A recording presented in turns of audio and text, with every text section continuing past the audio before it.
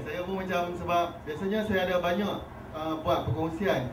Sama ada pasal PAK 21, pasal STEM, pasal projek base, dan yang terbaru sekali projek bersama BSTP lah, Bahagian Sumber dan Teknologi Pendidikan, iaitu projek nak melahirkan lebih ramai guru-guru kita yang berkepakaran dalam berkongsi amalan terbaik menerusi video lah.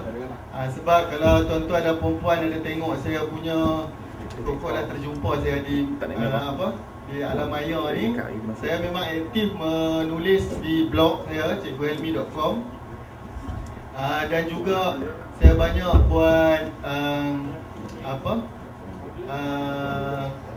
saya banyak buat video, yang mana sekejap lagi saya akan kongsilah kenapa dan apa aspirasi saya menyebabkan saya buat benda-benda macam tu lah. Okay. Tapi saya rasa untuk pengisian pada malam ni, saya rasa saya nak berkongsi tentang, sebab tajuk pun saya rasa macam dia macam tak keluar.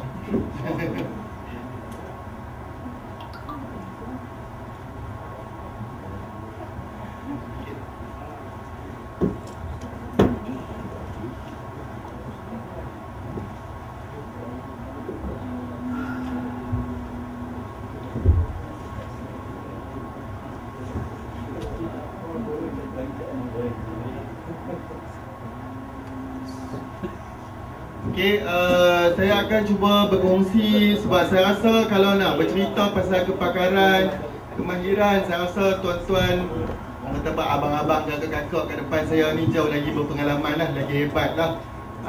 Cuma saya rasa saya boleh berkongsi inspirasi lah, sebab selalu yang orang tanya macam mana saya ni sentiasa bermotivasi untuk terus buat benda-benda macam ni, sebab saya akan cuba kongsi sekejap lagi lah dengan tajuk cemerlang di peta dunia lah. Saya bagi tajuk ni. Okay. Sebab saya rasa untuk kita nak berjaya ni ada 3 benda yang kita boleh tengok lah, iaitu yang kita selalu dengar ASK, Attitude, Skill dan Knowledge. Kan? Knowledge semua orang ada, skill pun semua orang ada, tapi attitude yang betul tu yang akhirnya yang akan jadi nilai tambah dan boleh bagi kita berbeza lah dengan orang lain. So saya cerita sikit perihal saya. Nama pun saya Nur Helmi bin Abdul Muttalib. Saya pun berasal sama negeri lah dengan Encik Zahir. Orang Perlis. Orang Perlis, tapi sekarang ni berkhidmat di Kedah. Dan saya rasa okey lah juga kan, sebab kalau saya berkhidmat di Perlis, saya rasa habis sangat kursus pun dekat Padang Besar, dekat Arau, habis. Tapi bila saya duduk di Kedah, merasa dah juga kursus di Langkawi, di Sementari kan, besarlah sikit saya punya minda tu. Okay, dan kemudian saya melanjutkan pelajaran ke Universiti Sains Malaysia. Bukan bidang pendidikan. Saya ni bukan orang pendidikan, saya tak ambil pendidikan. Saya ambil ijazah sarjana muda sains dalam kurungan kimia. Dan bila saya duduk tengah menunggu kerja lepas dah habis grad pun masa saya di Universiti Sains Malaysia tu, saya cerita dengan tuan-tuan dan perempuan, saya extend 3 semester, hampir-hampir kena buang daripada USM. Itulah cerita saya yang saya tak selalu cerita kat orang. Memang hampir-hampir kena buang USM, tapi memang struggle sungguh-sungguh lah masa belajar tu, sebab saya rasa saya buat benda yang saya tak minat dan saya tak tahu. Tapi alhamdulillah lah kot, mungkin berkat orang kata apa, duit mak ayah kita, belanja kita apa semua, habis juga. Kalau orang tanya, saya pun tak tahu macam mana boleh habis, apa boleh habis degree tu. Lepas tu sambil menunggu kerja tu, saya mohon kerja. Dan saya tak pernah berangan pun jadi cikgu sebenarnya, saya ni. Kakak saya dia cikgu, jadi dia kata daripada duk tunggu hantar resume apa semua, dia kata cuba try pergi minta jadi cikgu sandaran. So saya pun try lah. Bila saya dapat guru sandaran, sekolah pertama saya dapat adalah Sekolah Teknik Arau, sekolah vocational. Dan saya rasa di situlah saya jatuh cinta dengan kerjaya cikgu ni. Bila kita dah duduk dengan budak, kita selalu nampak budak tu dia ada progres yang menyebabkan saya rasa macam seronok sebenarnya jadi cikgu. Sebab kita boleh nampak sesuatu yang daripada tak tahu apa-apa kepada tahu apa-apa. Itu nikmat dia. Dan kemudian saya minta sambung belajar lah, minta KPLI. Dan masa tu KPLI pun sebenarnya dah susah dah nak dapat KPLI dan masa tu. Tapi Alhamdulillah rezeki saya kot, Allah nak takdir saya jadi cikgu, jadi dapat cikgu. So 2006 saya posting, 2006 saya pergi buat KPLI, 2007 saya posting. Saya buat KPLI di M4P Penang juga. Dan sebab dah nak jadi cikgu sangat, jadi depa hantarlah pergi ke Sibu Sarawak. Nak jadi cikgu sangat kan. Jadi depa hantar ke SMK Luar Bandar nombor 1 Sibu Sarawak. Memang nama dia Luar Bandar, memang nama dia nombor 1. Okey. Dan saya first time ke Sarawak sebenarnya masa tu. Tak pernah, bukan orang senang. Pak saya buat bendang je. Ayah saya buat bendang saja. Mak saya suri rumah. Jadi itulah first time saya naik kapal terbang. Punya nak cerita kan. First time naik kapal terbang, pergi ke Sarawak. Lepas tu dapat pula ke sini. Jadi kita sebab tempat asing kan, kita tak tahu apa, kita tak kita tak tahu budaya, kita tak tahu agama, tak ada adik-beradik, tak tahu nak duduk di mana.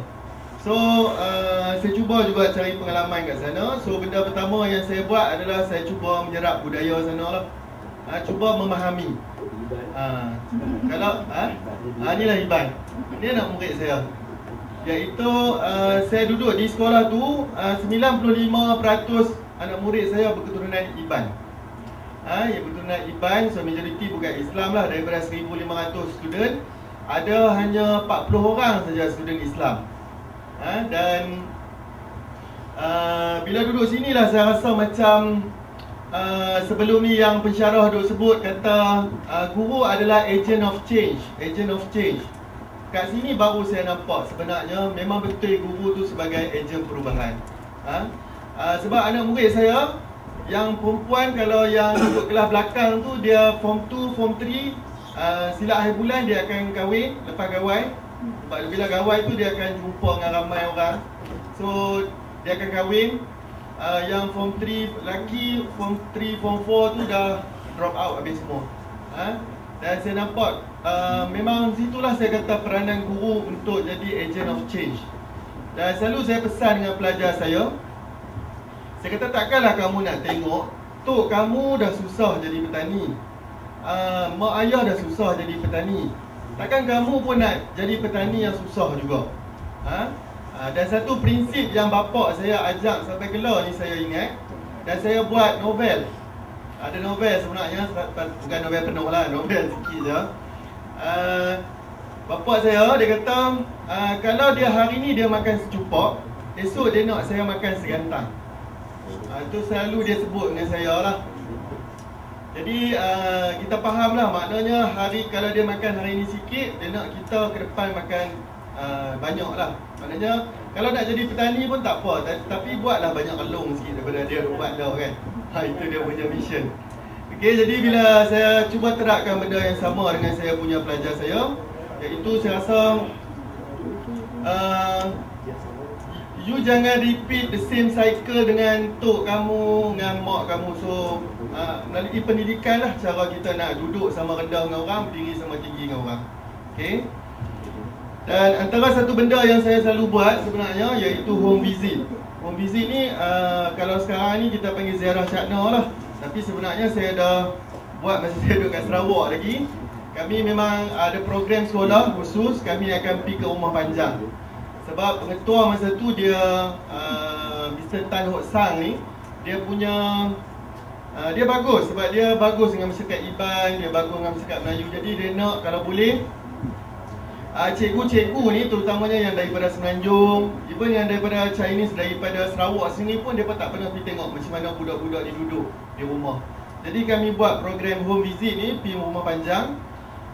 Dan kita pergi bincang pasal akademik, tengok macam dia ada duduk kat rumah, barulah kita tahu macam mana situasi sebenar dia duduk di rumah. Dan kalau tuan-tuan dan perempuan pernah ke rumah panjang, bila kita sebut rumah, sebenarnya dia faham rumah tu rumah panjang tu. Kalau kita nak masukkan rumah dia tu, rumah dia yang satu tu, kita panggil dia bilik. Kita tak panggil rumah. So kalau nak pergi rumah dia, kita akan tanya bilik kamu nombor berapa. So baru merujuk kepada rumah dia tu lah. Dia macam rumah teres tu. Okay. Dan banyak budak saya ni bila kami pergi, barulah kami nampak rupanya ada banyak yang duduk dengan datuk dan nenek. Sebab mak ayah dia pergi bekerja luar daripada kawasan Sibu tu. Ada yang kerja, kalau yang kerja balok tu sampai ke Brazil. Pergi kerja balok di sana. Kalau yang ada juga mak ayah yang kerja di Johor. Sebenarnya masyarakat Iban ni dia banyak di Johor, di Pasir Gudang. Dia ada lebih kurang 30,000 kalau tak salah saya, masyarakat Borneo di Pasir Gudang. So bila dia duduk dengan datuk dan nenek, dia memang banyak masalah lah. Datuk dengan nenek ni bukannya sama belah cucu dengan mak ayah belah anak kan. Dia manja dia lain. Okay. So bila kita pergi, kita tengok, dan satu perkara pertama yang saya nampak adalah budak ni bila kita dah sampai ke rumah dia, memang dia jadi lain macam. Sebab dia tahu kata cikgu dah, dia punya ego tu akan rendah sikit. Walaupun dia bermasalah di sekolah, bila dia mai bila kita pergi tengok rumah dia, dia akan rasa macam oh cikgu dah, aku malulah dengan cikgu. Kan macam tu. Dan saya duduk di sana 8 tahun. Saya duduk di Sarawak tu. Tahun kelima tu saya dah boleh bertutur bahasa Iban. Sebab mak ayah dia mai ke sekolah semua cakap Iban. Jadi last kali saya pun pandai cakap Iban. Sampai sekarang alhamdulillah. Rasa dah betul lah satu bahasa saya boleh kan. Dan bila kita boleh cakap Iban ni, dia jadi lain lah. Dia jadi lebih seronok, dia lebih rapat lah dengan cikgu yang boleh betul-betul bahasa Iban ni. Dia anggap sebahagian daripada dia. Cakap sikit, lanjut. Cakap sikit lah, dia cakap apa? Tak ada yang boleh cakap Iban. 18 tahun dari Sarawak. Ada. Kamu cakap Iban kan? Kamu cakap Iban. Boleh. Dia lebih kurang bahasa Melayu je, beza sikit-sikit saja. Tak beza jauh sangat lah. Okay. Dan saya rasa satu anugerah yang terbaik lah sepanjang saya duduk di Sarawak tu, bila saya ada sekumpulan murid tau. Saya ajak mereka daripada Form 1. Form 1 naik Form 2, saya bawa mereka naik Form 3.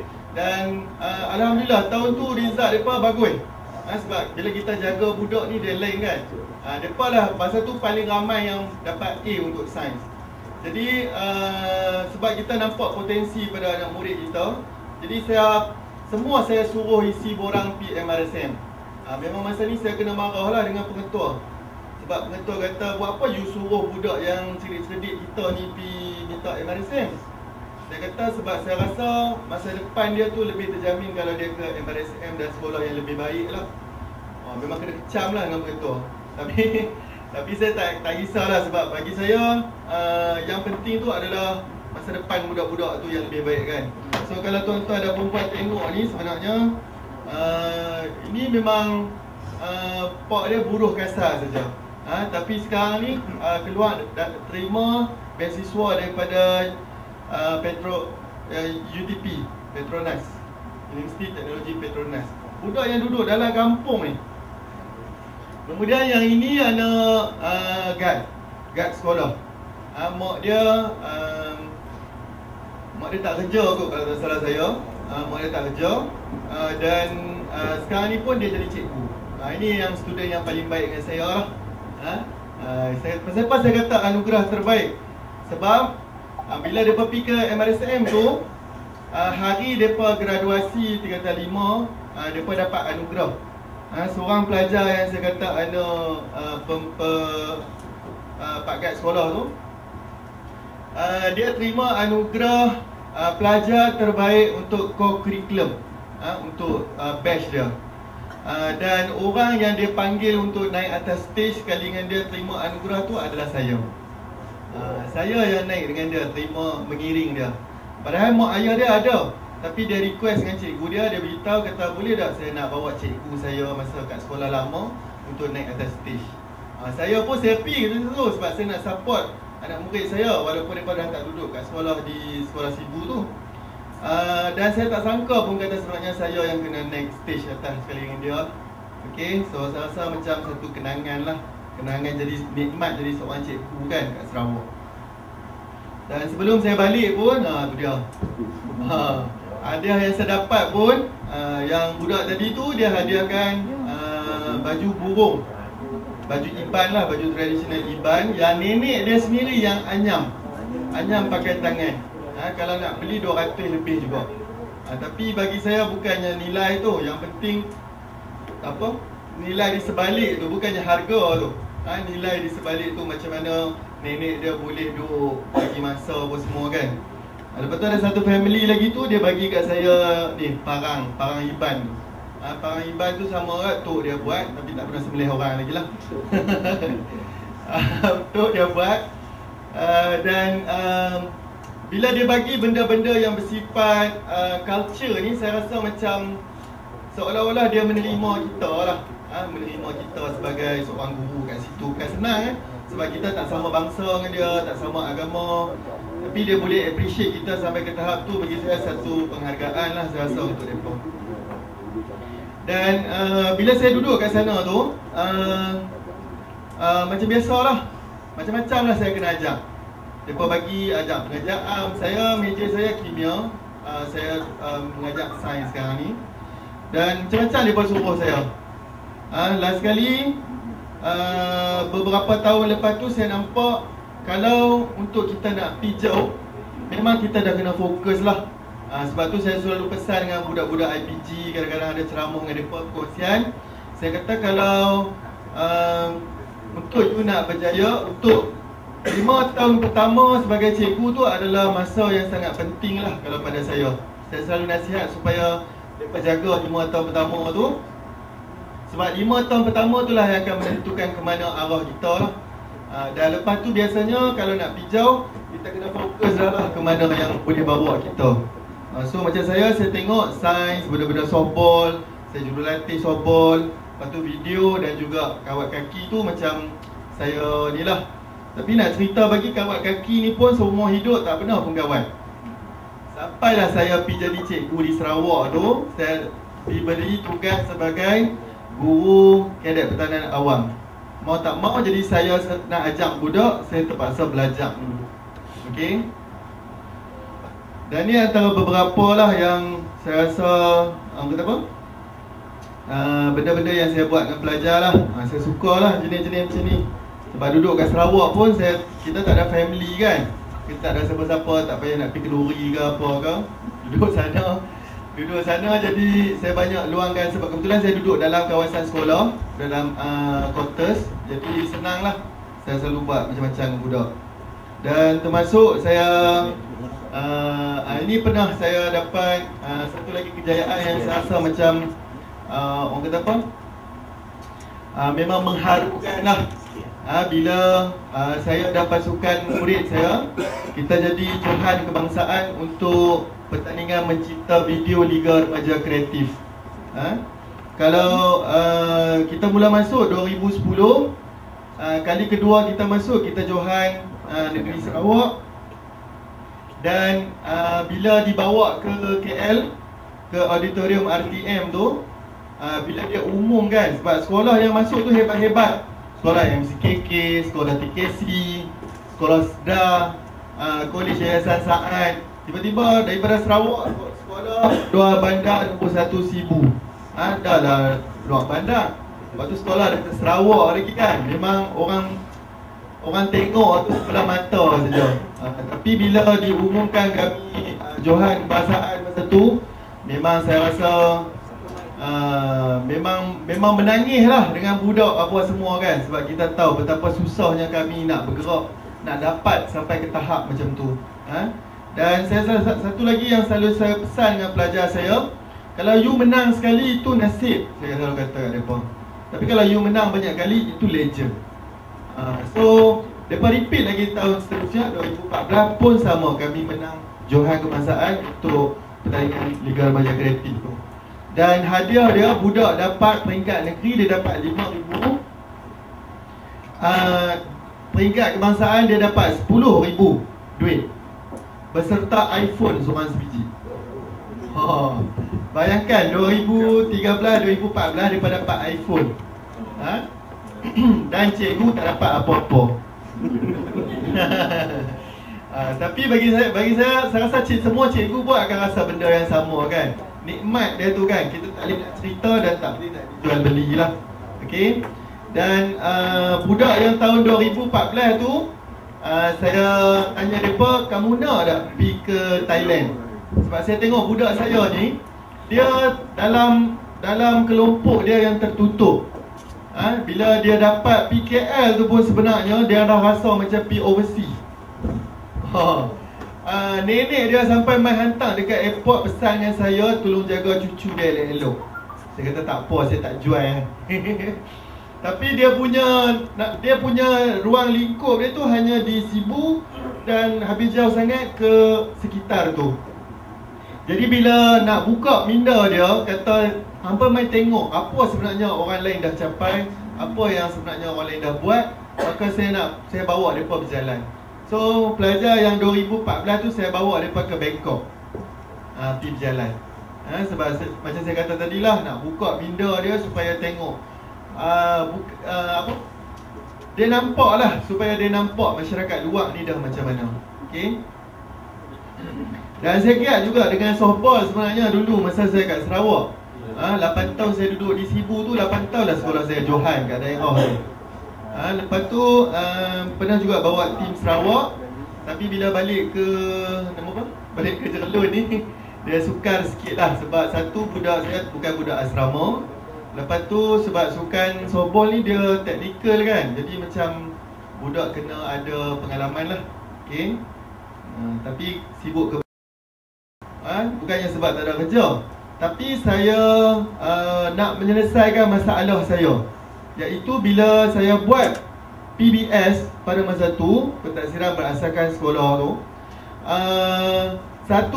ada satu tugasan dia tu, kalau nak dapat band 6, budak-budak kena buat folio dengan menggunakan rujukan daripada internet. So saya suruhlah budak saya pergi search Google. Bila Google, dia tak boleh jumpa pun benda yang berkaitan yang saya suruh cari tu. Sedangkan tajuk dia senang saja, asid dan alkali. Bila tengok balik, saya kata, oh mungkin hampa tak pandai cari kot, tak apa, saya pergi cari. Bila saya pergi cari, memang betul, sangat susah saya nak jumpa yang kandungan internet dengan konten Malaysia. Kan, kalau kita cari pun kita akan jumpa daripada Indonesia kan, betul tak? Sebab orang kita sangat sikit ataupun sangat kurang dalam nak menghasilkan bahan secara online ataupun offline. Kita sangat sikit. Cuba tuan-tuan dan perempuan tengok dekat dekat YouTube. Kadang-kadang video Indo ni, dia nak cerita pasal tanam cabai, tanam pokok, semua serba-serbi ada. Tapi orang kita pasal apa tak buat? Padahal senang aja kan, shoot upload je lah. Tapi orang kita tak buat. Orang kita tak cukup susah kot untuk nak memaksa dia buat sampai macam tu. Okey. So itu antara perkara pertama yang saya nampak lah bila saya nak buat dengan pelajar saya. Saya rasa macam sedikit lah Malaysian content yang kita ada. Jadi daripada saya duk salahkan kementerian pasal apa kementerian tak sedia, pasal apa JBN tak sedia, why not saya sendiri yang ambil inisiatif dan sediakan benda tu untuk pelajar saya. Itu yang saya ambil inisiatif lah, buat saya punya blog. Dan bila saya buat blog, saya tengok rupanya bukannya budak saja duk guna, cikgu dia pun duk guna bahan-bahan daripada saya punya blog. Jadi saya nampak saya punya blog tu mula-mula saya buat untuk tujuan student, tapi dia dah beralih kepada guru pula yang nak guna. Sebab tu bila sekarang ni saya buat perkongsian, saya banyak perkongsian yang lebih kepada guru. Contoh macam PK21, pasal STEM. Sebab benda-benda macam tu pun sangat susah kita nak cari maklumat-maklumat yang berkaitan. So daripada situlah dia mula berkembang. Dan sampai sekarang ni dah 32 juta lah orang masuk tengok. Selepas 6 tahun saya aktif menulis lah. Dan antara satu lah kalau orang selalu tanya saya, macam mana nak bagi kita punya blog tu famous ataupun orang kenal ke apa kan. So create lah konten bagi banyak. Kalau ada konten banyak, memang orang akan terserempak lah dengan kita punya bahan tu kan. Dan bila buat blog saja, bila kita menulis, kadang-kadang kita menulis benda tu bagus, kita rasa macam sayangnya sebab orang tak tengok blog kita, tak baca. Sayangnya kalau benda tu tak disebar. So macam mana nak sebar dia? Banyak cara. Contoh dia macam kita buat page dekat Facebook. Macam saya ada page Facebook saya, 53,000 dah orang like. Yang saya boleh masuk kat situ, nanti orang boleh baca lah. Ataupun kita sediakan support dari segi grup Telegram. Sekarang ni dah banyak kan. Jadi macam benda-benda tu berkembang dan dia terangkum macam-macam. So bila orang pergi ke YouTube saya, dia akan jumpa blog saya. Bila jumpa ke blog saya, dia akan pergi ke Instagram saya. So benda tu terangkai lah sekali kan. Daripada sebelum ni kita duk letak kat Facebook tu benda-benda yang biasanya Facebook ni dulu orang guna banyak kan untuk networking saja kan. Maksudnya untuk jumpa kawan lama, nak reunion, benda macam tu. Jarang sangat kita nampak sebelum ni Facebook digunakan untuk benda-benda yang berkaitan dengan pendidikan. So saya rasa saya cuba penuhi ruang tu lah bila saya nampak ada kelompok kosong kat situ. Dan kemudian bila saya mencapai orang kata apa, satu tahap lah, macam 4-5 tahun itu, saya nampak yang penting dia adalah menentukan haluan kerja kita macam mana kita nak pergi lah. Macam tuan-tuan dan perempuan maknanya dah nampak kan ke mana nak menghala tu kan. Jadi tak ada masalah lah. Tapi kalau cikgu baru ni sebenarnya dia tak tahu pun. Macam saya pun, saya bukannya bermimpi nak jadi guru cemerlang ke apa, tak pernah. Semua hidup saya tak ada. Saya cuma planning bila saya dapat kat Sarawak tu, saya cuma nak balik saja. Nak balik main mengajar di Perlis. Tapi dia minta Perlis tak dapat, minta Perlis tak dapat. Lepas tu saya kata tak apalah, saya nak try Kedah. Sekali je, terus dapat. So memang rezeki saya lah, saya kata nak duduk kat sini. Okey, dan haluan kerja kita ada banyak. Biasalah, macam bilik darjah, guru time base kan, kemudian pentadbiran ataupun kecemerlangan lah. Dan macam mana saya boleh masuk ke laluan guru cemerlang ni? Sebenarnya macam saya kata tadi, saya pun tak berangan. Tapi pengetua saya, dia adalah pengetua cemerlang. Dia punya konsep dia, kalau dia pengetua cemerlang, sekolah dia mesti cemerlang. Sekolah cemerlang, ada anak murid cemerlang.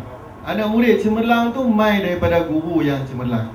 So dia wajibkan semua guru dia mohon guru cemerlang. Itu saya kata, saya rasa rezeki saya jugalah. Siapa tak mohon tu kena surat tunjuk sebab. Kalau cuba tempo tak mohon, kena surat tunjuk sebab. Jadi saya pun ada dah terdorong untuk nak mohon. Sebab kalau tidak, nak kena buat surat tunjuk sebab. Dan bila kita dah terdorong macam tu, barulah kita nampak kan apa keperluan-keperluan lain. So untuk laluan guru cemerlang ni, sebenarnya tuan-tuan dan puan-puan, hanya 21% saja yang dipenuhi. Dan ini juga yang di hari tu KPPM sebut masa ada satu majlis. Dia kata kenapa guru kita tak berminat nak masuk benda guru cemerlang ni. Sebab guru cemerlang ni kita tahu dia fast track kan. Sekali saya tunjuk yang saya punya laluan macam mana. Okay, sedangkan ada banyak. So satu kerugian lah. Yang ini saya dapat kuota ni daripada grup guru cemerlang Malaysia yang dia berkongsi. Dan kalau tengok ni, yang paling banyak sekali kalau daripada DG 41 ke DG 44 tu lah yang memang tak terisi. Sayanglah. Dan ini yang saya punya laluan lah. Saya cerita je lah. Ini kalau tarikh saya posting 2007. So kalau saya ikut time base 2014 baru saya akan dapat, 2015 baru saya dapat 44. Kemudian 2023 baru saya dapat 48 lah. Itu kalau ikut dia punya tu. Tapi Alhamdulillah sebab saya dah 2012 saya dah mohon guru cemerlang. So 2013 tu saya dah DG 44. Maknanya saya dengan kawan saya tu dah jadi beza 2 tahun. Lepas tu cukup 3 tahun saya mohon pula. So 2017 saya dah DG48. Dan insyaAllah tahun depan saya dah boleh mohon untuk DG52 lah. Servis saya baru tahun ni, kalau tuan-tuan dan puan tengok, tahun ni baru servis saya 13 tahun. So motivasi lah, inspirasi untuk guru-guru yang mungkin nampak ni satu daripada laluan yang kita boleh cuba lah. Okay. Ini dia punya, kalau ada tuan-tuan dan puan-puan berminat nak menghala ke arah luar kecemerlangan. So nombor apa? Bila tarikh yang kita nak mohon. Selalunya kalau orang tanya saya, soalan pertama saya akan bagi, saya kata bila tuan dan puan layak untuk mohon. Sebab kadang-kadang mereka silap kira. Jadi mereka rasa mereka dah 5 tahun, mereka dah boleh mohon. Tapi sebenarnya belum cukup 5 tahun. Jadi bila dia mohon, nazil tak main turun. So dia pun frust. Sebenarnya dia sendiri pun belum cukup tempoh layak mohon kan. Jadi bila nak mohon tu, pastikan dulu pengiraan tu betul, barulah kita mohon dan tak adalah rasa frust kan kalau tak main tengok. Okay. So yang ini tuan-tuan dan puan-puan boleh PM tepi lah kalau rasa berminat nak main ke laluan Guru Cemerlang lah. Dan untuk saya, sebenarnya tak adalah benda luar biasa sangat pun saya buat. Saya rasa tuan-tuan dan puan-puan pun buat, cuma mungkin kita tak dokumentasikan dengan elok. Biasanya ramai cikgu kita yang dia buat kerja bagus, tapi dia tak kumpul bahan sebagai bukti. Ada juga yang kata, oh pasal apa nak tengok bukti lah. Yalah, sebab dah ada kes yang menipu apa semua kan. Ada untuk Guru Cemerlang ni, ada yang tahap sampai dia tipu markah murid, punya nak mohon, punya nak ni kan. Jadi sebab itulah dia perlukan benda-benda bukti ni sebagai evidence betul lah bila nak mohon. Okay. So sebagai contohnya, ni yang senarai benda yang saya buat. Contoh inovasi. Salah satu tuan-tuan dan puan-puan pun buat inovasi, cuma tak perasan kata satu inovasi. Kemudian buat penulisan, saya ada buku. Dan buku tu pun saya buat bukan kerana saya sebab saya cikgu sains, saya bukannya orang pandai menulis. Tapi saya tulis buku, saya buat buku sebab bila saya duk pergi ceramah berkongsi, akan ada cikgu yang main tanya, cikgu Helmi ada tak benda yang saya nak rujuk? Jadi saya kata, saya tak tahu. Saya kata kalau you nak rujuk, you rujuk blog saya. Kata, kenapa cikgu Helmi tak kumpul bahan-bahan tu kemudian bukukan? Daripada situlah yang keluar idea untuk nak menghasilkan buku. Dan dua-dua buku ni, kalau tuan-tuan dan puan-puan tengok, nanti kat belakang pun ada buku sebenar. Buku PAK 21 ni, buku ni keluar setahun sebelum kit penerangan PAK 21 yang Kementerian Pendidikan punya.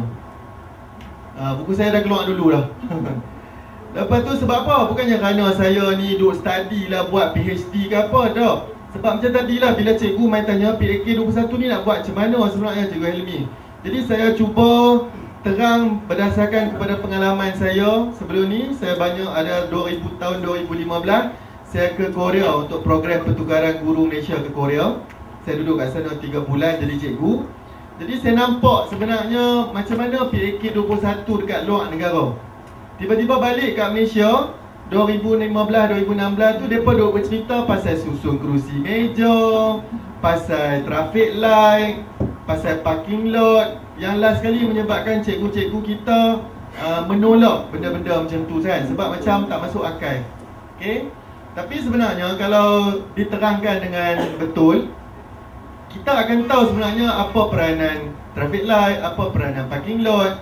Bila benda-benda tu dapat diterangkan dengan baik, saya rasa tak ada masalah. Cuma mungkin daripada segi penyampaian tu satu tak tepat. Dan yang kedua adalah satu benda yang saya nampak daripada beberapa tahun saya terlibat dengan program-program ni. Saya nampak guru Malaysia, guru kita di Malaysia, kita gagal, pada saya lah secara personal, kita gagal mentafsir sesuatu perkara tu pada lapis kedua. Itu yang saya nampak. Majoriti saya duk jumpa. Even cikgu Malaysia yang pi Korea ke, pi mana luar negara ke, dia nampak hak lapis pertama saja. Contoh dia, saya tanya cikgu Korea yang pergi tahun ni, cikgu Malaysia pergi Korea tahun ni. Saya tanya dia, apa yang you rasa bagus you tengok di Korea dan you nak bawa balik ke Malaysia? Dia kata, oh, cikgu-cikgu kat sana sangat taat dengan pengetua. Saya kata betul, saya setuju. Saya kata memang saya nampak benda yang sama masa saya pergi. Lepas tu macam mana? Dia kata, itulah dia kata dia nampak cikgu tu taat kat pengetua je, dia kata. Tapi dia tak tengok lapis kedua. Dia tak tanya balik pasal apa cikgu tu boleh taat kat pengetua tu. Dia tak pernah tanya. Dia tak pernah pergi kaji, tak pergi cari yang tu. Sebenarnya cikgu dia memang akan taat dengan pengetua dan guru besar ni. Sebab guru besar dan pengetua dipilih daripada kalangan orang yang memang betul-betul hebat, betul-betul berkualiti, baru boleh jadi pengetua dan guru besar. So dia rasa respect tu yang menyebabkan dia taat. Sama juga dengan di Korea ni, cikgu-cikgu saya nak cerita, dia tak ada punch card. Punch card tak ada. Cuba bayang kalau buat kat Malaysia, main kerja tak ada punch card. Ni kita negara ramai Islam ni. Dia tak ada negara Islam. Dia orang Korea ni tidak beragama. Majoriti tidak beragama. Macam mana dia boleh ada integriti sampai ke tahap tu? Tahap main kerja tak payah punch card. Saya masa mula-mula pengetua dia habang, saya terkejut. Saya tu tak ada cikgu you lewat ke? Kan orang Malaysia lah, biasalah. Kalau Malaysia buat kat Malaysia, mesti ada yang lewat lah. Pi nak hantar anak, pi nak sana, pi sini, nak pi makan dululah apa kan. Dia kata, pasal apa cikgu nak lewat? Dia tanya saya balik. Dia tak faham kita. Saya kata, itulah, dia memang lain lah. Kalau tuan-tuan dan perempuan pernah pi Korea, dia punya kereta api laju dia, mana ada orang cek tiket? Tak ada. Beli tiket di kaunter, lepas tu dia ada satu line kuning, dia tulis situ siapa yang dah bayar, yang dah beli tiket boleh pergi sebelah sana. Cuba bayang kalau benda tu buat kat Malaysia. Macam mana? Fikirlah macam mana sampai integriti dia dahsyat sampai tu padahal dia bukannya ada agama pun. Itu benda yang macam tu yang saya rasa macam kadang-kadang kita malu balik bila kita fikir. Saya pergi meronda-ronda di banyak tempat lah, di Seoul apa semua tu. Saya jumpa semua bersih. Susah nak cari sampah. Tapi Jepun lagi bersih lah. Kalau Korea tu bersih, Jepun tu lagi bersih. Tapi bila saya pergi ke satu tempat tu, saya jumpa banyak je sampah berbanding tempat lain lah. Tempat mana? Tempat yang ada masjid, tempat yang ada orang ramai orang Islam. Takkan itu yang kita nak tunjuk. Sebab tu mereka duk kata kat saya, dia kata, jika ni pergi sana nanti bagi orang Korea jadi Islam. Ataupun kadang-kadang kita selalu dengar kan, kan bagus kalau orang Korea, orang Jepun ni jadi Islam kan. Cuba kita fikir balik, dengan kita yang duk buat perangai macam-macam ni, dengan dia yang duk buat perangai tertib tu, dia berminat dah rasa dengan Islam kalau tengok kita. Okay. Itu antara benda yang saya rasa menyebabkan saya terfikir dan kita rasa macam saya kata tadi itulah, kita kena berfikir di lapis kedua tu.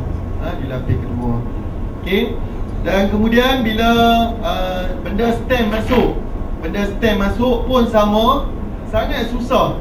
Bila sikit-sikit nak rujuk bahan apa-apa, semua cari bahan daripada orang putih. Kan? Bila kita nak sediakan bahan kita, jadi daripada sana saya ambil inisiatif buat satu lagi buku buat pasal stem pula. Bukan sebab apa? Sebab supaya sekurang-kurangnya orang kita ada bahan yang lebih bersifat lokal untuk dia nak rujuk, dia nak semak. Maknanya kita pun tak lekeh sangat lah. Malaysia kita ada bahan kita sendiri. Dan saya nak cerita tuan-tuan dan perempuan, pasal apa yang saya kata orang Malaysia kita ni lambat dalam menghasilkan bahan. Masa saya pergi ke Korea tu 3 bulan tu, saya menulis journal. Saya tulis dekat blog saya. Kalau tuan-tuan dan perempuan pergi sekarang ni pun, ada saya buat kat situ 80 hari di Korea. Sebab saya janji dengan Kementerian Pendidikan masa interview, dia kata kalau kita bawa you boleh buat apa? Saya kata saya akan buat jurnal harian, saya akan cuba catatkan apa yang saya nampak dan belajar pada setiap hari. So, saya tulislah setiap hari. Hari pertama saya pergi mana, saya buat apa saya nampak. Hari kedua sampai hari saya balik, saya menulis setiap hari di blog. Okay. Dan kemudian tahun seterusnya mereka panggil lagi. Bila kita balik dan kita buat something kat sekolah kita, mereka akan panggil balik untuk bentang. Bila panggil bentang, saya jumpa dengan seorang cikgu daripada Indonesia. Seorang cikgu daripada Indonesia. Bila dia dengar Malaysia ni, seronok lah sebab boleh cakap bahasa Melayu kan. Okay. So bila sembang, dia kata saya nak bagi hadiah, dia kata dekat Pak Helmi. Saya kata okey, boleh. Dia bagilah buku dia. Dia kata buku ni adalah buku catatan dia sepanjang dia duduk kat Korea. Saya kata oh baguslah, you boleh buat buku. Saya kata saya cuma tulis kat blog saja. Lepas tu dia bagi kat saya. Tuan-tuan dan perempuan, agak-agak tajuk apa buku dia? Agak-agak tuan-tuan dan perempuan, buku dia tajuk 79 hari di Korea. Dia punya siap dah ada buku. Saya kata nampak tak perangai Indo ni punya dia punya nak claim kata barang tu dia punya. So dia buat lebih kurang kita, dia buat 79 hari di Korea. Lepas tu dia punya siap dah ada buku, kita punya tak tawan halau lagi.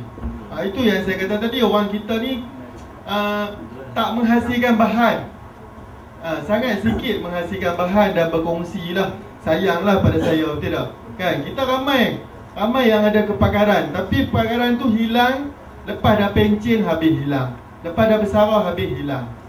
Kita ada banyak yang macam tu. So sayang. Okey.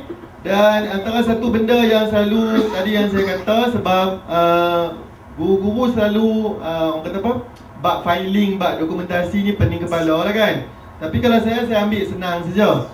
Saya ambil asas kita 4 asas yang pertama. So asas dia adalah satu fail meja yang ada semua bahan-bahan yang berkaitan dengan, maksudnya surat apa mai semua saya masuk dalam fail meja.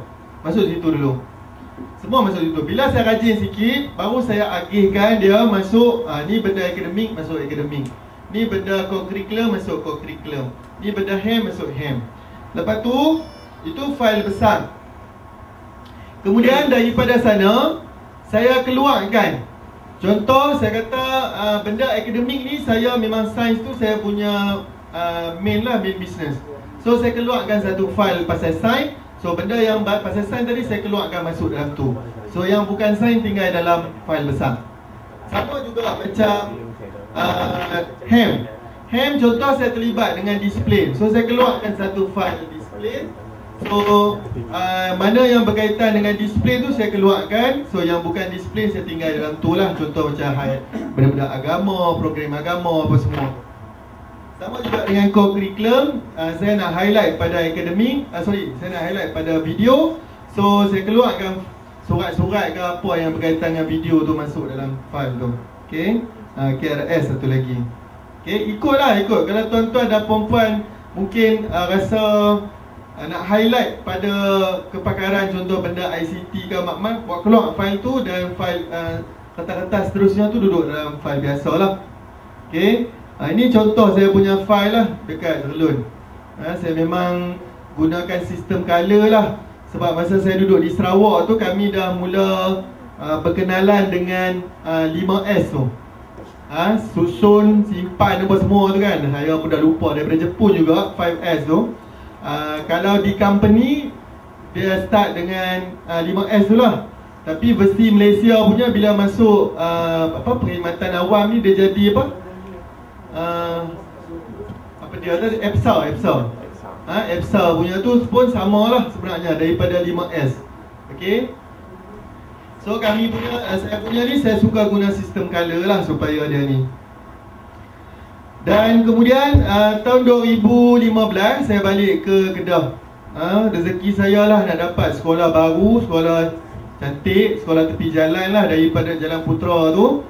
Saya sendiri pun tak jangka. Cuma masa saya duduk di Sarawak dulu, saya selalu bergurau dengan anak-anak saudara saya. Saya kata, inilah sekolah Pak Teh nanti. Tengok-tengok mulut masin lah mulut ni dapat sungguh kat sekolah tu. Dan bila saya pergi tu, saya guru batch kedua. Sebab sekolah ni mula buka 2014. So 2015 tu saya mula duduk kat situ lah. Dan saya tengok satu kelebihan dia bila kita duduk kat sekolah baru ni, sebab dia belum ada budaya sekolah lagi. Bila sekolah yang baru ni dia tak ada budaya sekolah, so senanglah saya nak bawa segala benda yang saya buat daripada sekolah lama tu. Contoh video, saya bawa benda-benda yang saya nak buat di sekolah baru tu, senanglah, lebih mudah lah. Berbanding saya pergi ke sekolah yang dia dah ada budaya sekolah dia, susah sikit lah kita nak menentang arus tu kan. Okay. Dan kemudian saya buat perkongsian dengan murid. So sebenarnya bila saya balik daripada Sarawak tu, orang banyak jemput lah untuk teknik menjawab lah, sains lah, apalah semua untuk tahun 2015, 2016. Tapi bila saya duk pergi ke sekolah-sekolah ni, saya perasan satu perkara. Satu perkara yang orang kata apa? Nak sebut tu macam orang kata apa? Di luar mati mak, itulah mati bapak tu kan. Tapi bila saya pergi ke sekolah tu, bila tengok anak murid tu, saya dah tahu dah cikgu dia lagu mana. Bila kita pergi ke sekolah tu, kita dah tahu dah patutlah anak murid dia lagu ni, cikgu dia pun macam tu. Kita boleh nampak. Dan contoh dia macam benda yang paling banyak orang panggil saya masa tu untuk kebat lah, kemahiran berfikir. Kemahiran berfikir aras tinggi.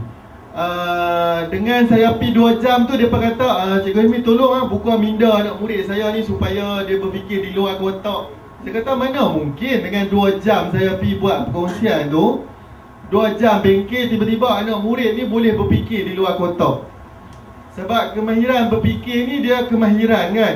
Bila kemahiran, maksudnya dia kena main dengan proses. Main dengan proses. Macam kita kemahiran menjahit, takkanlah masuk kelas 2 jam tu kita dah pandai kan menjahit. Dia kena kemahiran, kita buat selalu praktis baru kita akan dapat. So saya nampak sebenarnya kalaulah saya terus pergi berkongsi kepada murid, isu ni tak akan selesai. Jadi saya terus pergi kepada guru. Itu sebab saya tukar saya punya perkongsian daripada saya buat dengan murid, baik saya pergi ke guru terus, supaya dengan harapan kalau guru tu semakin bagus, semakin berkualiti, insyaAllah anak murid dia pun akan dapat anak murid yang lebih baik lah. Okay, benda tu akan ni lah. So saya banyak buat lah. Sampai sekarang saya rasa dah 300 siri ceramah yang saya dah pergi bengkel untuk guru lah. Dan bila kita pergi duk bercerita tu, ramailah orang nak main ke sekolah, nak main tengok kita mengajar lah apa semua. Jadi saya tak ada masalah. So saya memang mempelawar lah mana-mana sekolah yang berminat untuk main ke sekolah saya dan tengok saya mengajar. Bukan macam saya kata tadi lah, bukan kerana saya bagus, tapi sebab bila ada orang main, kita boleh buat tambah baik. Saya mengharapkan orang komen saya supaya saya boleh perbaiki saya punya cara mengajar. Dan macam biasalah Tok Bomo kampung ni, orang kok kampung mana pergi kan?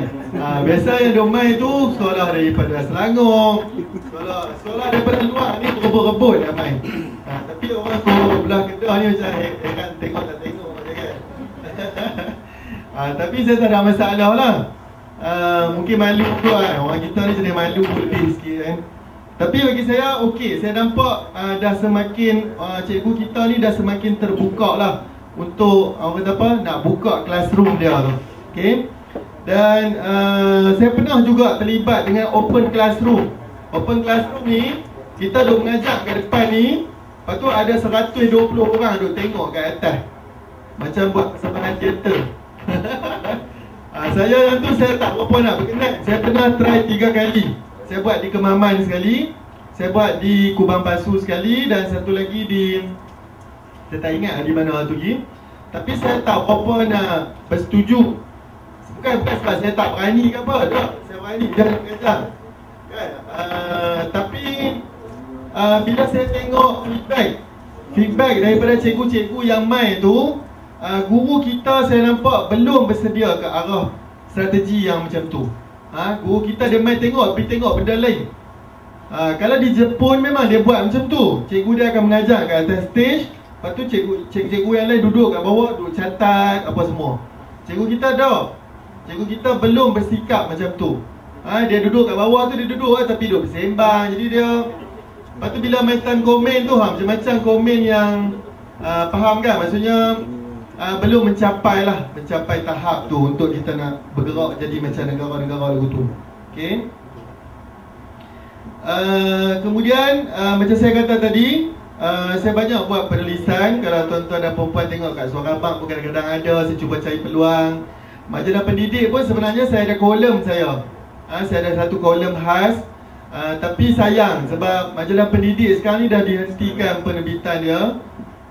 So kita tak ada dah. Lepas tu mereka pun macam tak ada sumber. Sebab sebelum ni kementerian yang beli.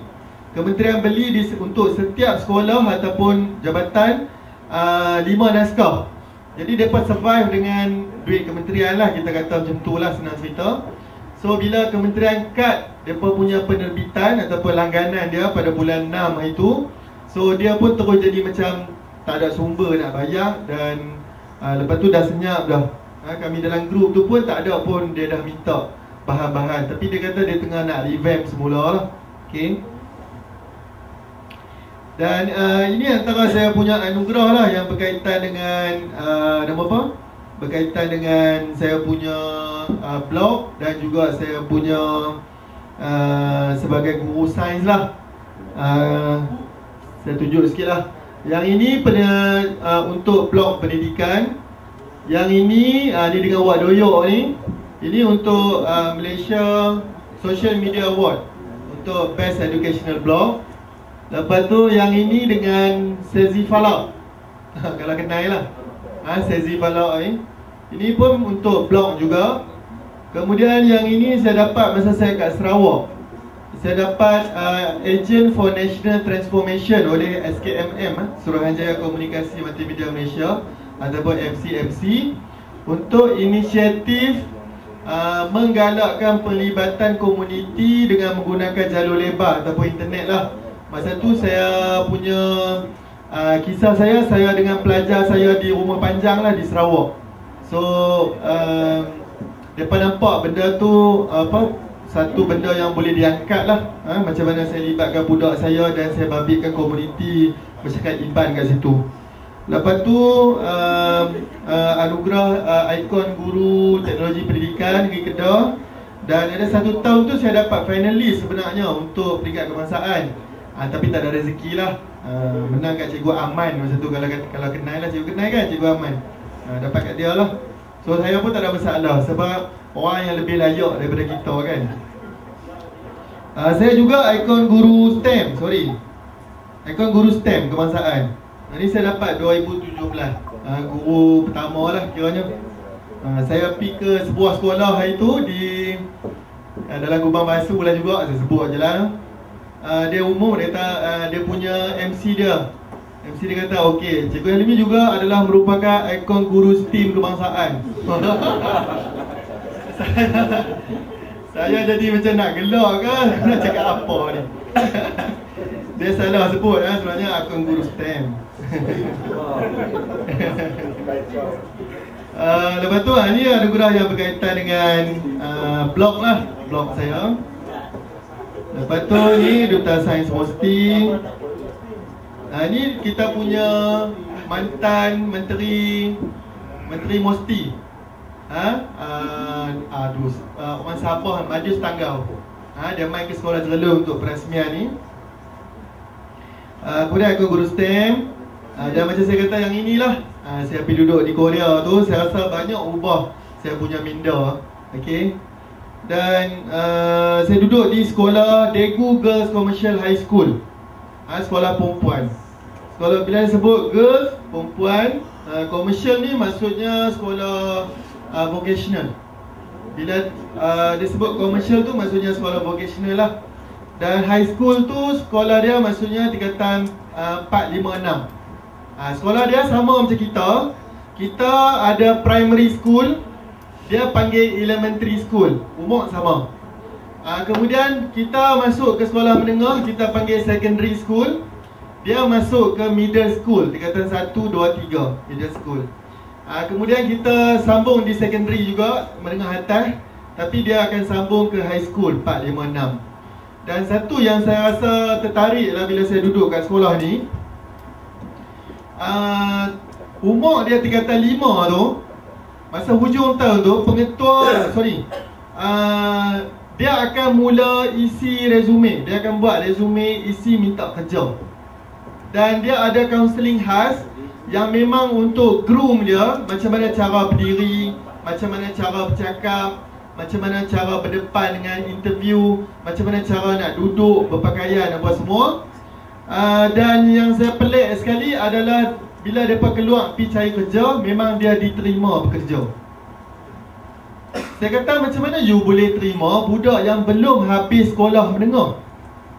Sedangkan kita kat Malaysia, budak ada degree pun orang tak ambil bekerja. Betul tak? Kita budak ada degree, bersepah yang tak ada kerja kan? Tapi macam mana dia dekat Korea, dia boleh ambil budak yang belum habis high school, sekolah menengah pun tak habis, tapi dia boleh ambil bekerja dekat bank, dekat kilang-kilang besar, company macam Samsung. Kenapa tuan-tuan dan puan-puan? Apa beza budak dia dengan budak kita? Ya? Matang. Umur sama. Umur dia 17, kita pun 17. Sama. Isi pelajaran tu lagi banyak.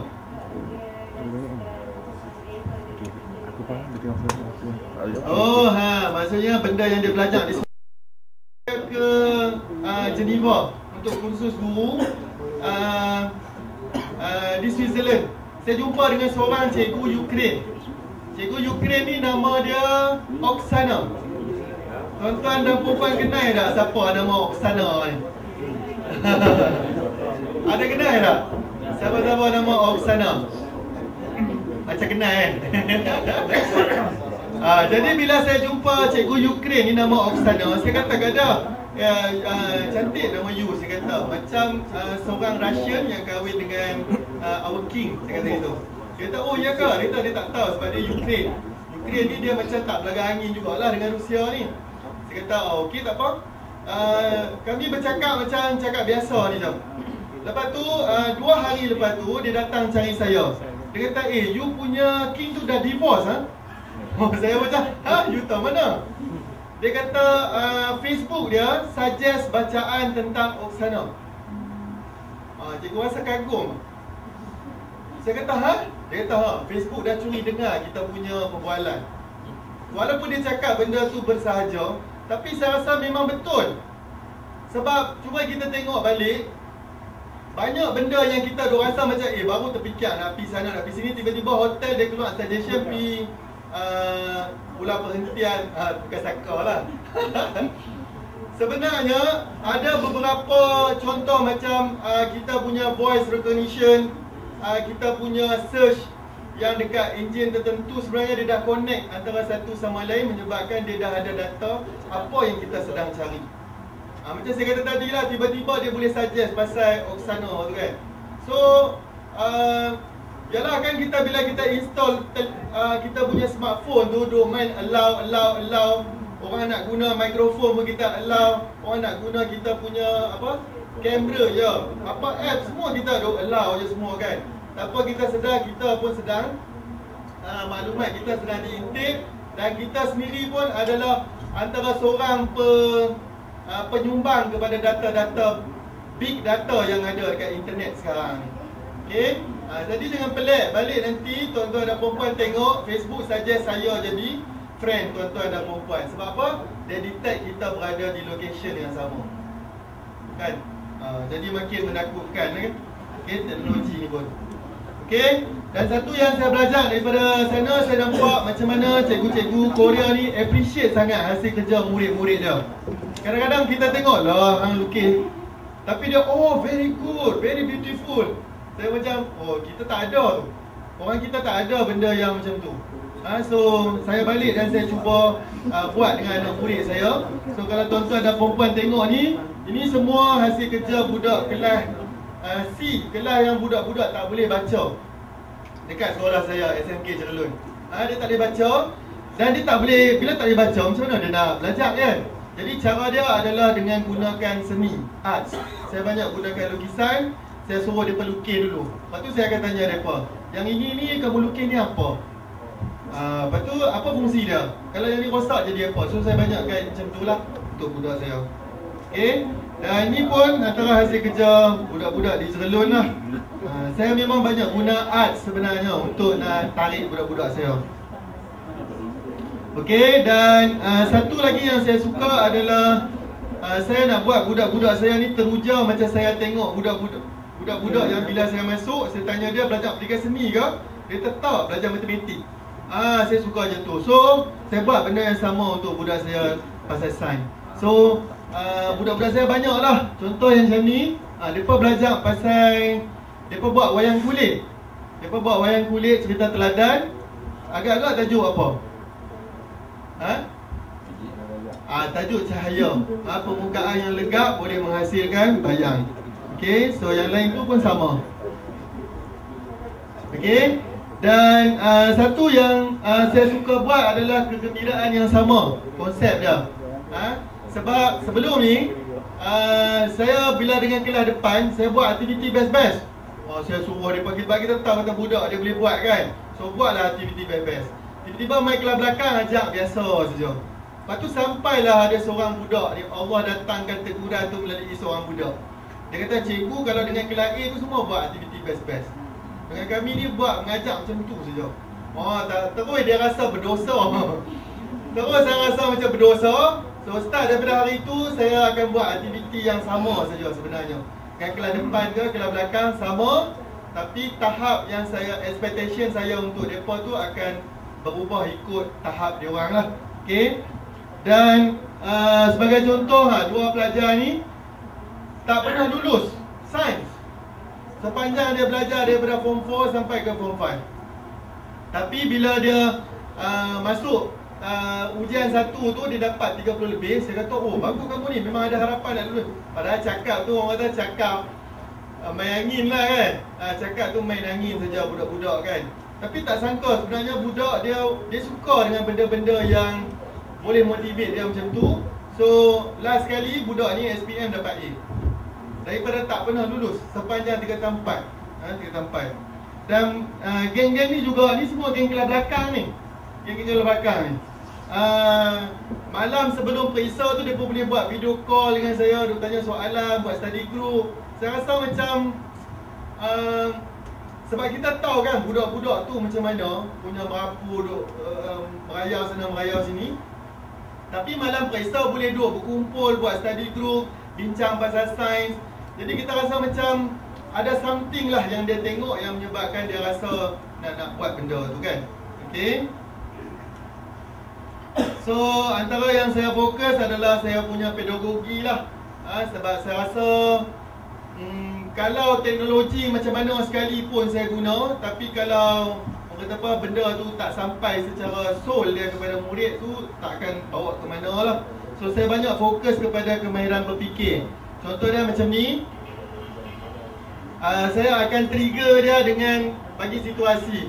Saya kata okey, hitam dengan putih mana yang akan panas dulu, mana yang akan sejuk dulu.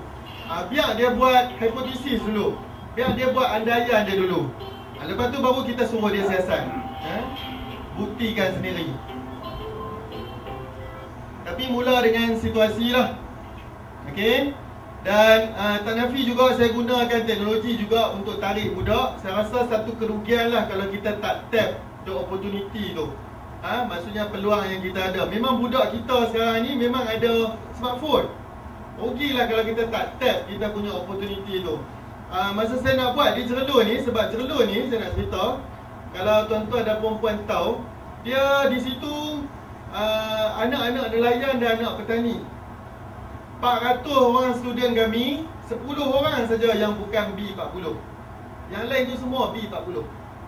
Cuba bayang, 400 orang, semua B40 kecuali 10 orang. So saya nampak macam, kalau lah saya nak buat macam ni, macam mana kan, dengan smartphone lah apa, tak ada lah internet lah apa. So saya buat survey. Bila buat survey semua satu kelas pun ada. Termasuk hak masuk bersamamu TV3 pun ada smartphone. Kalau ada smartphone tu bukan ukuran kemiskinan. Jadi bila saya nampak tu macam saya kata tadi, rugilah kalau kita tak tap opportunity tu. Jadi bila buat, so saya akan ada group dengan budak, so saya akan banyak bagi bahan kat situ lah. Antara yang saya selalu guna adalah ni, Flip Classroom. Saya memang suka lah.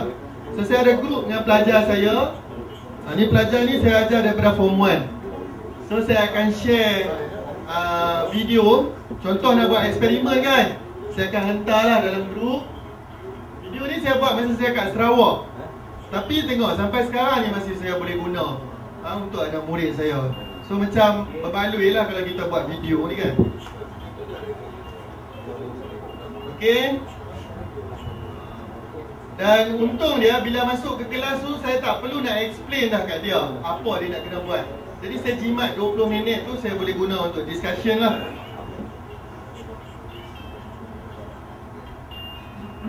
Okay, so dia tengok dulu.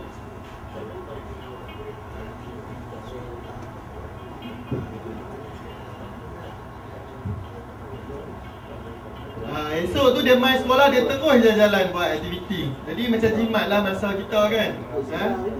Cikgu boleh guna. Dan ini juga antara sebab kenapa saya aktif menghasilkan video. Sebab kalaulah saya nak buat Flip Classroom, video tak ada. So saya nak pakai video siapa? So nak tak nak saya buat, sekurang-kurangnya saya boleh guna untuk anak murid saya lah. Okay. Dan tahun ni saya dapat untuk pertandingan dengan padu tu dengan padu untuk pertandingan Adiwira PAK 21 saya dapat naik johan lah. Dan saya seronok saya dapat naik johan ni, tapi saya seronok bila seorang lagi sahabat saya sparring partner saya, Ustaz Asrul Nizam tu, yang juga daripada sekolah Terlum, pun adalah Adiwira PAK 21. Kami dua saja yang represent Northern Region. Maknanya kami dua saja yang daripada Perlis, Kedah kami dua daripada satu sekolah yang sama. Pening pun tak ada, Perak pun tak ada. Okay, yang lain tu banyak KL dan juga Johor. Johor ada 3 orang. Sebab Johor memang advance lah bab PAK 21. So saya lagi bangga sebab apa? Sebab saya boleh bawa kawan saya sekali duduk sebagai Adiwira PAK 21. Kemudian untuk pelibatan antarabangsa, ini tahun 2016, macam saya kata lepas saya balik daripada Korea tu, dia berjemput sekali lagi untuk present best follow up activities. Masa ni pergi dengan mantan Timbalan Menteri Datuk P. Kamaladen dan juga kita punya Timbalan KPPM yang baru pencen lah, baru bersara baru ni, Datuk Sulaiman Wok 2016. Okay. Lepas tu saya ikut juga, dapat peluang juga untuk program-program di Indonesia. Lepas tu tahun lepas juga saya wakil Malaysia untuk pertandingan pencarian guru sains terbaik Asia Tenggara. So saya wakil Malaysia lah bersama guru-guru daripada Asia Tenggara yang lain lah. Ni pun saya rasa satu peluang yang saya rasa bersyukur lah sebab dapat peluang yang macam ni kan. Jumpa cikgu-cikgu daripada Singapura apa semua. Sebenarnya Singapura walaupun dia sekarang ni nombor 1 kan dalam tim dah bisa terbaik kat dunia, tapi sebenarnya kalau kita tanya balik, dia punya sistem dia lebih kurang kita je. Dia ada SIC Plus, ada guru mentor, kita pun ada. Kita ada guru cemerlang, kita ada SIC Plus. Dia kata dia ada pengetua kepada pengetua. Kita pun ada SI partner. Benda lebih kurang. Dan cikgu Singapura yang menang ni, sebelah saya ni, dia menang tu bukan sebab apa. Dia menang sebab dia buat whiteboarding. Whiteboarding tu maksudnya bila dia buat aktiviti berkumpulan, whiteboard tu dia akan letak kepada setiap kumpulan. Saya kata kat Malaysia kan kita ada mini whiteboard tu kan yang dalam PAK 21, setiap kumpulan ada. Dia cuma buat dalam bentuk yang besar macam tu. Dan beza dia buat kajian, dia buat research benda tu. So kalau dia kata benda tu berkesan, sejauh mana berkesan? Kita tak pernah kaji. Kita buat macam-macam tapi kita tak pernah kaji sejauh mana benda tu berkesan. Okay, buat action research tu lah. Okay. Kemudian ni yang tahun lepas pula yang saya kata di Bali Indonesia. Tahun lepas juga bersama pelatihan guru NASA di US Space and Rocket Center. Ini pun seminggu. Ini peluang jumpa cikgu-cikgu US, cikgu-cikgu Europe. Saya bahasa Inggeris saya cerita dengan tuan-tuan dan perempuan bukannya bagus. Tak ada lah macam ayak kan. Orang kata kan. Biasa saja, kukak-kukak juga bahasa Inggeris. Tapi bila saya pergi ke sini, yang lawaknya cikgu-cikgu daripada France, yang daripada Taiwan, Vietnam suruh saya jadi translator mereka. Saya kata saya ni pun kukak-kukak kata. Tapi bahasa Inggeris kita lebih bagus lah. Bila kita nampak tu rupanya bahasa Inggeris kita ni lagi bagus daripada sana tu lah. Okey, ini peluang. Macam saya kata tadi lah, kita ni daripada 2007 sampailah keluar ni duk roket tu hatu lah. Tak ada apa perubahan pun kan. Tapi mereka tengok dia dah mula masuk Raspberry Pi, dah ada unsur-unsur robotik kat situ kan. Ambil data, ambil trajectory apa semua tu. Dia dah ubah launcher apa semua. Okay. Dan kemudian adalah sikit saya dapat tiba-tiba USM bagi Alumni of the Month. Saya pun terkejut. Sebab apa? Sebab saya pun tak pernah aktif dengan mereka punya alumni. Dan macam saya kata tadi, saya sangat struggle. Saya extend sampai 3 semester, hampir-hampir kena buang universiti. Tapi Alhamdulillah lah rezeki saya. Kemudian saya dapat juga invitation ke US Embassy kat KL tu, dekat Ceras. Kalau tuan-tuan dan perempuan biasa apply visa PUS, memang sangat susah. Kita duduk dekat pagar tu, kita kena tinggal habis dah semua sekali dengan phone. Memang macam buat salah tu nak masuk dia punya interview. Padahal tak buat salah pun. Tapi macam buat salah. Dan bila mereka dapat tahu kata saya dapat pilih untuk program tu, mereka panggil dan mereka ni lah. Kemudian tahun lepas juga saya dapat jemputan untuk borak Kopitiam TV3 untuk Hari Guru. Okay, dan satu lagi masuk TV Romania. TV Malaysia tak masuk.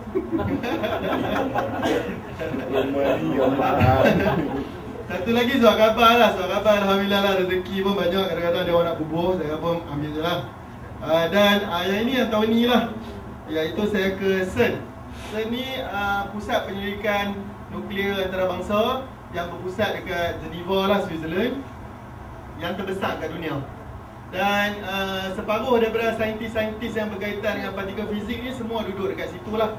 Dan saya jadi cikgu Malaysia pertama lah yang terpilih untuk program ni selepas 30 tahun diperkenalkan. Jadi saya rasa macam pelik.